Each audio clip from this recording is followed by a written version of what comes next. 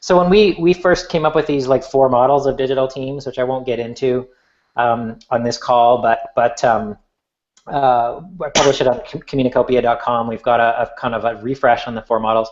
The hybrid team was the one that seemed to have the most promise for managing digital innovation, and that was 3 years ago.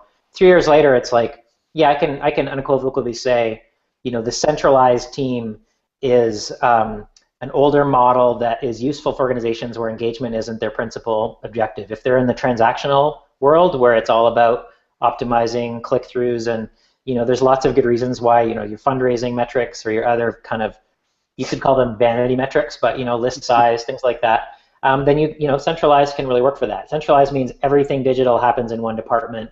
There's one person who's like this kind of mega Uber digital person that runs it.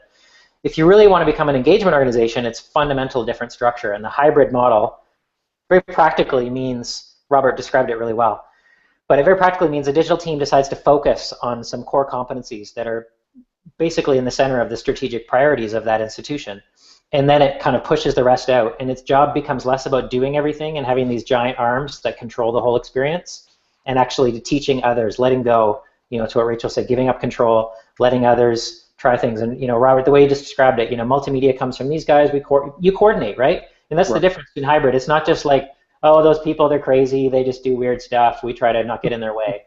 No, you actually have a strategy, right? And you're friends, and you hang, and you have recaps after a project goes, and you say, hey, how did that work, and how could we do that better? Could we do better cross-channel? How could I have supported this more? Did we pick the right technology so the next time this department knows not to use that? That's what a hybrid team is. It's a healthy structure where digital leadership is distributed. There's still a digital director, there's still a digital vision and a focus, but it's spread, and that's how you become digital first, and that's how you become more of an engagement organization.